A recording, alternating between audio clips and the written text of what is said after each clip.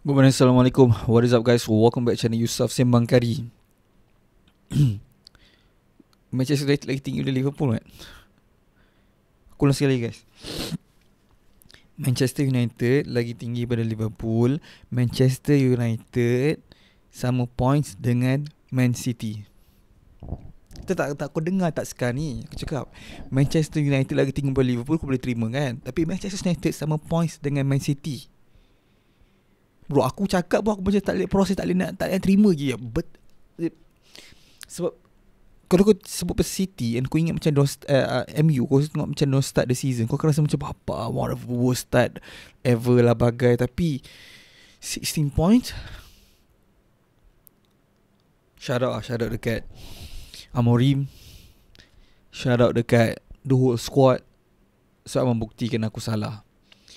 Kalau kau tengok 2 game macam tu lah selepas game Arsenal awal season, aku cakap apa? Aku cakap Arsenal punya game, performance masa kat Arsenal despite kalah 1-0 adalah flop. Maksudnya one off performance dia, tiba-tiba rocket. Lepas tu memang kau tahu back kepada Manchester United punya default, diorang memang team yang macam ni.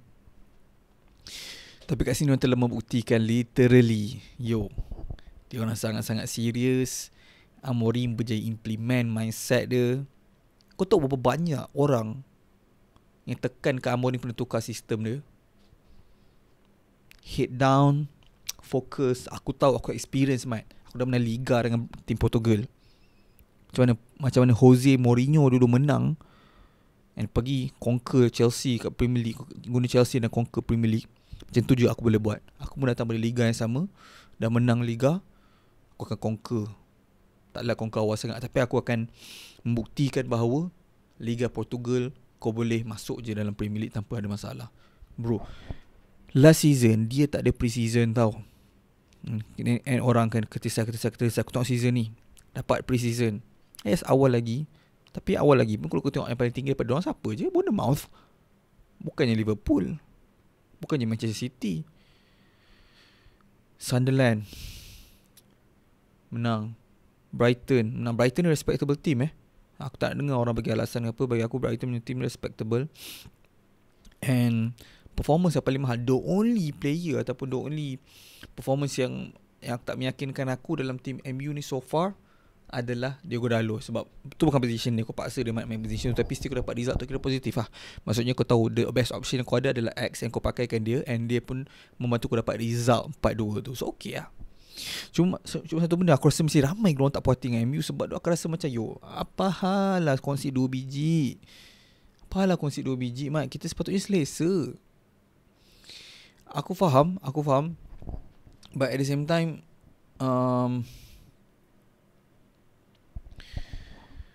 apa aku cakap dia? Aku faham, tapi at the same time aku kena fikir macam ni lah. Kau kena fikir macam ni. MU Amorim lah especially baru je nak new perform, baru je nak jumpa cara untuk henyak tim-tim Premier League.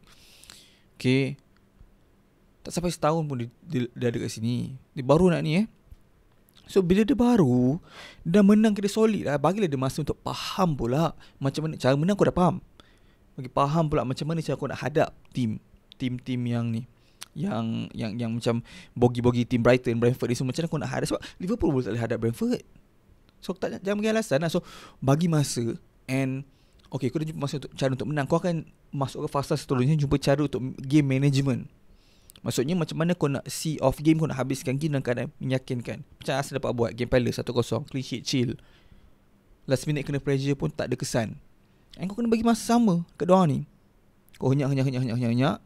Sekarang ni kau dah dapat banyak gol, kau cuma nak clean sheet. Sebab gol yang kau save pun dia ni Welbeck punya free kick pun masuk kelas. Takkanlah aku nak complain banyak kan.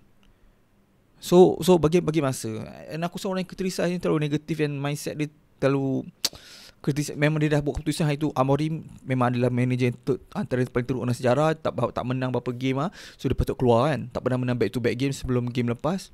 And bila dapat result, dia cakap takkan aku nak pusing je lah. Sebab kau hanya boleh buat opinion berdasar apa kau tengok. Macam aku rasa Amorim out.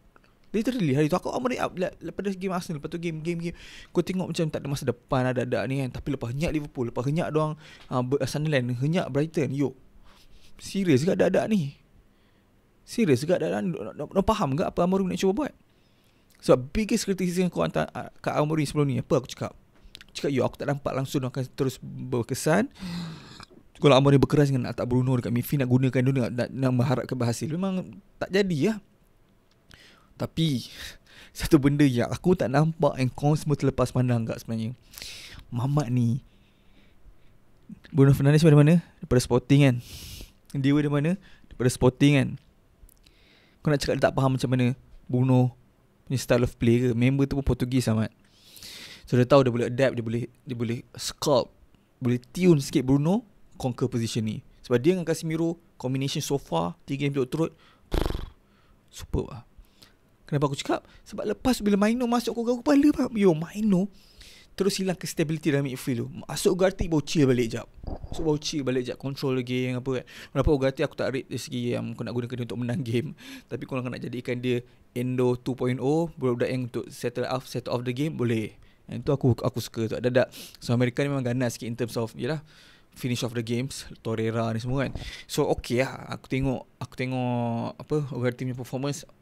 Sebab kau dah score banyak apa, kau tak payah nak fikir risau, tak payah nak serabut-serabut. And Lemans,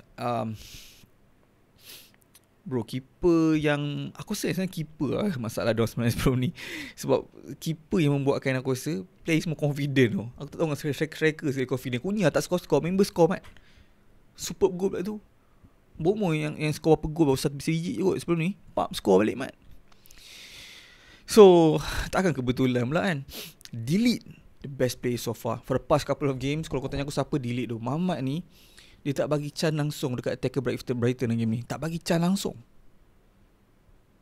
And selama ni masalah season after season MU adalah asal aku nak score belaki, asal nak score belaki Rashford ke apa dia belaki. Tapi dengan game after game combination dan masa dia beri antara Mbomo dan juga Diallo, untuk try to farm each other, finally dia dapat. Sebab bila kau tengok on the ball, dia punya left side tu akan shift sikit kan, shift masuk ke dalam, dia akan tuck in sikit. Si Diallo tu nampak macam back 4, lepas tu Diallo akan naik daripada front 4. So 4-4 lebih kurang. Kalau on the ball korang pasal lah. So kau akan nampak combination pressing of Mbomo dan Diallo. Kau confirm dia kena faham each other, siapa yang akan press, siapa yang tak akan press. Okay, the fact that dia boleh buat benda tu and berkesan, maksudnya dia dah start faham each other lah. Plus pula dengan Bruno punya bola-bola mahal dari bawah, superb siap. Literally. So masa depan sangat cerah mat untuk MU. And aku excited balik nak tengok MU zaman kegemilangan under first season Ten Hag itu.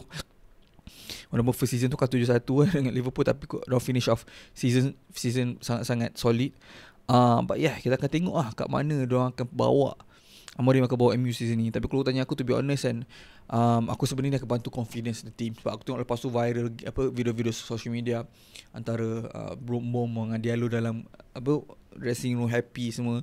So aku pun tu happy sebab lama dia cuba rebuild lah, nak jumpa, cuba untuk cari style of play manager yang sesuai. But maybe don't perlukan that defensive structure dulu. Bila dah solid macam sekarang ni, mau start boleh attack. Sebab aku nak argue dia punya front three one of the best in Premier League lah. Shesko, Bomo, Cunha, combine goals ni last season lebih 50 agak. And so aku rasa diorang boleh dapat result. It's just kena cari consistency. Casemiro kena keep fit mat. Sebab aku dah boleh terbayang kalau Casemiro tak ada. Walaupun yelah aku cakap Casemiro finish, boleh jadi sebab Ten Hag tak pandai guna kan. So kalau Casemiro boleh keep fit, okay. Tapi kalau tak, kena cari pengganti Ugarte nanti kan. Time Ugarte main ke apa, aku akan agak risau kalau dia combine dengan Bruno. Kena shift sikit, ada sikit style of play cara Amorim cuba set up diorang ni lah. So banyak game akan datang. Diorang tak ada Europe, at least dia boleh fokus on training dan sebagainya. Jangan terlalu terbawa-bawa dengan result. Tapi as for now, just enjoy guys. Enjoy, sedar MU enjoy duduk atas Liverpool. And tapi aku rasa dia akan duduk atas Liverpool yang lama, sebab aku tak nampak macam mana Liverpool akan comeback. Tak meyakinkan lagi.